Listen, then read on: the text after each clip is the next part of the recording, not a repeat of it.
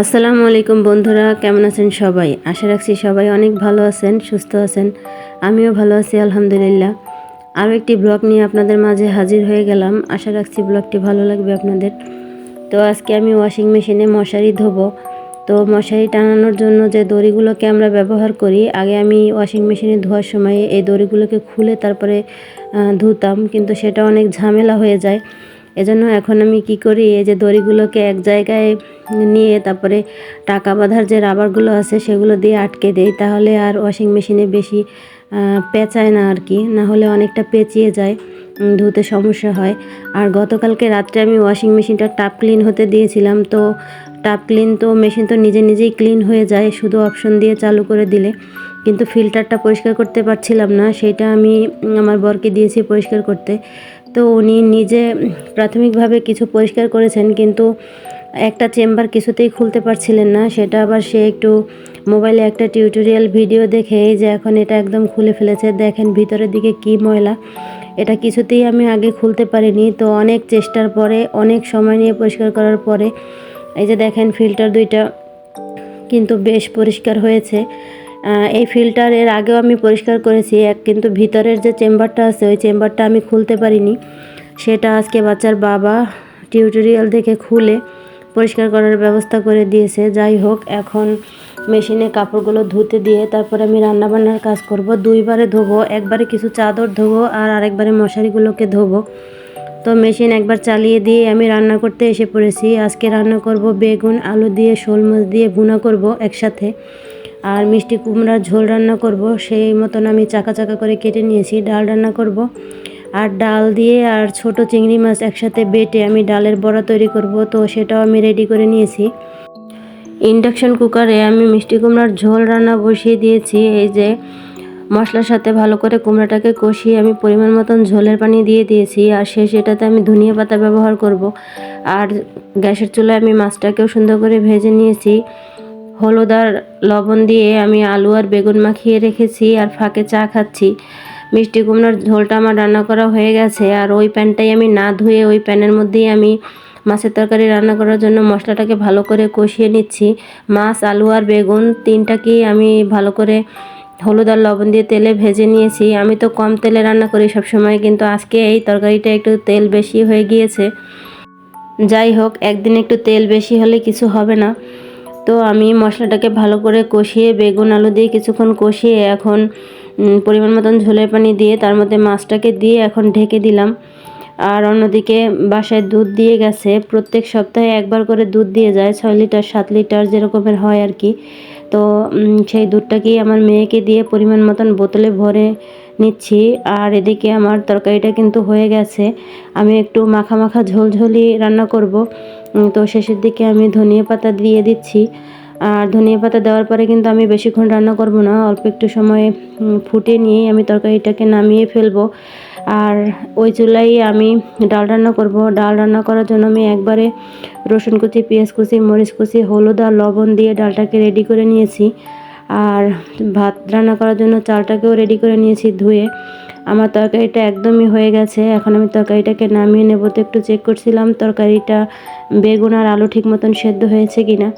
তো তরকারিটা দেখতে এত সুন্দর হয়েছে কি বলবো, খেতে কিন্তু একটুও ভালো হয়নি, কেমন যেন পানসা পানসা লেগেছে।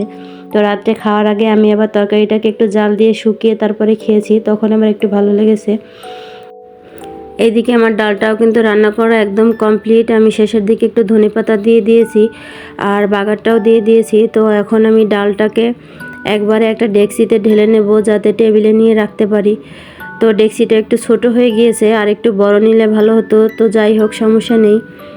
এটাকে আমি এখন টেবিলে নিয়ে রাখবো। আর একদম শেষের দিকে আমি ডালের বড়াটা ভেজে নিচ্ছি। এটা একদম খাওয়ার আগে আগে ভেজেছি, কারণ ডালের বড়া তো আবার গরম গরম না খেলে ভালো লাগে না, ঠান্ডা হয়ে গেলে ভালো লাগে না। তো ডালের বড়া বাদে আমি বাকি সব যেগুলো রান্না করেছি সবগুলো টেবিলে নিয়ে গুছিয়ে রেখে দিয়েছি। আর এই যে আমার টিভি রুমের যে বিছানাটা, এটা গুছিয়ে রাখা তো একটা চ্যালেঞ্জ, কারণ একবার গোছানোর সাথে সাথেই মানে সবাই রেডি থাকে কিভাবে এটাকে এলোমেলো করা যায়। তো আমি মিষ্টি কুমড়ার ঝোল, তারপরে শোল মাছ দিয়ে বেগুন আলু দিয়ে রান্না করা, ডাল, দুধ জাল দিয়েছি। আবার একটা মাছ আমি সুন্দর করে বেছে নিয়েছি, সবগুলোকে আমি টেবিলে সুন্দর করে গুছিয়ে দিয়েছি খাওয়ার জন্য।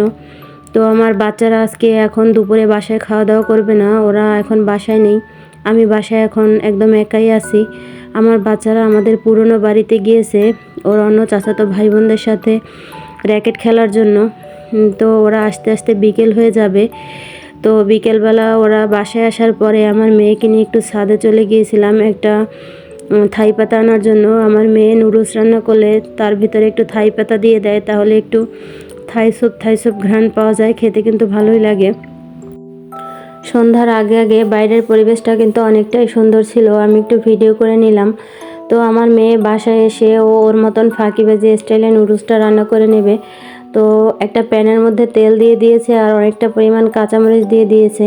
তো আমি বলছিলাম তেল দেওয়ার কি দরকার, যেহেতু পেঁয়াজ দেবে না, ডিম ব্যবহার করবে না, তো তেলটাও না দিলে সমস্যা কি, আরও খরচ বেঁচে যাবে। তো অল্প পরিমাণে তেল দিয়ে দিয়েছে আর বেশি করে কাঁচামরিচ দিয়ে দিয়েছে আর থাই পাতাটা ছোট ছোট টুকরা করে দিয়ে দিয়েছে। পানিটা একটু গরম হওয়ার পরে দিয়ে দিল টমেটোর সস ও এর মধ্যে 2 প্যাকেট নুডলসের মশলাও দিয়েছে, আমি বলতে ভুলে গিয়েছিলাম। তো এখন এটাকে ভালো করে একটু মিশিয়ে এর মধ্যে নুডলস দিয়ে দেবে 2 প্যাকেট, ব্যাস তার সমস্ত উপকরণ দেওয়া শেষ। এবার এটাকে সেদ্ধ হলে একটু ঝোল ঝোল অবস্থায় নামিয়ে নেবে। সে এভাবেই নুডলস রান্না করে খায়, আমাদের মতন অত ঝামেলা করতে যায় না। ভিডিওর এই পর্যায়ে আমার বন্ধুদের কাছে আমার একটা অনুরোধ, যারা এখন পর্যন্ত আমার ভিডিওটি দেখছেন, আমার ভিডিওর কোনো অংশ যদি আপনাদের কাছে ভালো লেগে যায়, সেই অংশটির জন্য হলেও আমার ভিডিওতে একটি লাইক দিয়ে দেবেন প্লিজ। আর যারা এই ধরনের লাইফস্টাইল ব্লগ ভিডিও দেখতে পছন্দ করেন, তারা সাবস্ক্রাইব করে আমার পাশে থেকে যেতে পারেন। আর অলরেডি যারা এই কাজটি করেছেন তাদেরকে জানাই অসংখ্য ধন্যবাদ। এই যে আমার মেয়ে নুডলস রান্না করা হয়ে গেছে, তো একটা বাটির মধ্যেই ঢেলে নিয়েছে, যেহেতু আমরা দুজনেই খাবো। আমার মেয়ে না, আমি কিন্তু এরকম কাজ প্রায় করি, যেহেতু শীতের দিন আমাকেই ধুতে হবে, তো আমি চেষ্টা করি যাতে বেশি থালা বাটি ময়লা না হয়। তো আমি আর আমার মেয়ে তো নুডলস খেয়েছি, আমার শ্বশুর আব্বা আর আমার ছেলে কিন্তু একদমই নুডলস খাবে না, তো ওদের জন্য আমি চা বসিয়ে দিয়েছি। আর আমার জারের বিস্কুট শেষ হয়ে গিয়েছিল, তো প্যাকেটের যে বেকারি বিস্কুটগুলো থাকে আমি সেগুলো 1 প্যাকেট নিয়ে নিয়েছি, এখন ডিব্বায় ভরে নিচ্ছি। বিস্কুটগুলো আমার ডিব্বায় ভরে না হয়ে গেছে, আমি ঢাকনাটা লাগিয়ে দিয়ে একটা সাইডে সরিয়ে রাখলাম। আর এই যে ডিব্বাটার মধ্যে দেখতে পাচ্ছেন, এগুলো হচ্ছে নিমকি। তো এগুলো গতকালকে আমার শ্বশুর আব্বা নিয়ে এসেছিলেন। তো এখন এটাকে আমি ওনার খাওয়ার উপযুক্ত তৈরি করব। আসলে উনি অনেক বয়স্ক একজন মানুষ, তো ওনার এই শক্ত খাবার খেতে সমস্যা হয়, আসলে ওনার দাঁত নেই। তো ওনাকে এই ধরনের খাবার খাওয়াতে হলে এগুলোকে একটু গুঁড়ো করে তারপরে দিতে হয়। যদিও উনি এগুলো খেতে চান না, তো উনি যেহেতু এনেছেন, আমরা তো চাইবো যে উনি যাতে একটু খেতে পারেন। তো আমি এটাকে ছেঁচনিতে নিয়ে একটু গুঁড়ো করার চেষ্টা করেছিলাম, অল্প করেই করেছি, জানি উনি খাবেন না, তারপরে সামনে দিলাম এই আর কি। তো আমার গুঁড়ো করা হয়ে গেছে, এখন আমি এটাকে একটা বাটির মধ্যে ঢেলে নিলাম। এই যে আমি একদম কিন্তু পাউডার করিনি, আর এটাকে আমি ব্লেন্ডারে করতে পারতাম। আমি ব্লেন্ডারে এর আগে করেছি, কিন্তু ব্লেন্ডারে করলে এটা দিয়ে কেমন যেন তেল ছেড়ে দেয়, তখন দেখতে ভালো লাগে না, আর যে জিনিস দেখতে ভালো লাগে না সেটা তো খেতেও ভালো লাগে না। তো আমি এই পর্যায়ে করেছি, দেখি উনি খেলে তো ভালো, না খেলেও সমস্যা নেই। আর এদিকে আমি চাটা যে বসিয়ে দিয়েছিলাম, চাটা একদম সহজভাবেই তৈরি করব। ওদিকে শুধু পানিতে লিকার দিয়ে আমি জাল দিয়ে নিয়েছি, আর এদিকে একটা বড় মগ নিয়ে নিয়েছি। মগের মধ্যে এখন দুধ আর চিনি দিয়ে আমি এটার মধ্যে লিকার ঢেলে দিয়ে চাটা তৈরি করব। তো মাঝে মধ্যেই এভাবে আমি সহজভাবে কিন্তু চা তৈরি করি, আবার অন্যভাবে দুধ চিনি লিকারের মধ্যে দিয়ে একসাথে জাল দিয়েও তৈরি করি। তো যখন যেভাবে ভালো লাগে তখন সেভাবেই তৈরি করি। আমার শ্বশুরাব্বা খাওয়া দাওয়া চলাফেরা সব কিছুতেই অনেক টাইম মেনটেন করেন, আর উনি অনেক নিয়মমাফিক খাওয়া দাওয়া করেন, সেজন্যই এই বয়সে এসেও উনি অনেকটাই সুস্থ। তো ওনাকে দেওয়ার জন্য আমি চাটাকে রেডি করে নিচ্ছি। চায়ের সাথে খাওয়ার জন্য 2টা বিস্কিট দিয়ে দিলাম, আর নিমকিটাকে তো আগেই গুঁড়ো করে নিয়েছিলাম। এখন রাত্রের দিকে কিছু মাছ আনা হয়েছে, আমি মাছগুলোকে ফ্রিজে রাখার জন্য রেডি করব। তো কিছু চিংড়ি মাছ আনা হয়েছে, মাছগুলোকে আমি দেখছিলাম 1 কেজির মতন মাছ মনে হয় হবে এখানে। আর কিছু ইলিশ মাছ আনা হয়েছে, আমি আনতে বলেছিলাম তরকারি খাওয়ার চিংড়ি মাছ, নিয়ে এসেছে বড় চিংড়ি মাছ। যাই হোক, সমস্যা নেই। মাছগুলোকে আঁশ ছাড়িয়ে ধুয়ে নিয়েছি। আর এখানে 3টা মুরগি আনা হয়েছে, 2টা লেয়ার মুরগি আর একটা ব্রয়লার মুরগি। লেয়ার মুরগির চামড়া দুটো নিয়ে এসেছেন। লেয়ার মুরগির চামড়া বাছতে কিন্তু অনেকটা ঝামেলা হয় না, আর খেতেও ভালো লাগে। তো মাছগুলোকে ধুয়ে আমি 3টা করে একসাথে দিয়ে প্যাকেট করে নিয়ে একটা বলের মধ্যে রেডি করে নিয়েছি। আমি ফ্রিজে মাছ রাখলে এভাবে প্লাস্টিকের বলের মধ্যে রাখার চেষ্টা করি, যাতে পানি পড়লে এই বলের মধ্যে পড়ে ফ্রিজটা নোংরা না হয়। তো মুরগিগুলোকে কেটে ভালোভাবে প্যাকেট করে ফ্রিজে রেখে দেব। তো আমার আজকের ভিডিও এই পর্যন্তই। আপনারা সবাই ভালো থাকবেন, আমার জন্য দোয়া করবেন। আল্লাহ হাফেজ।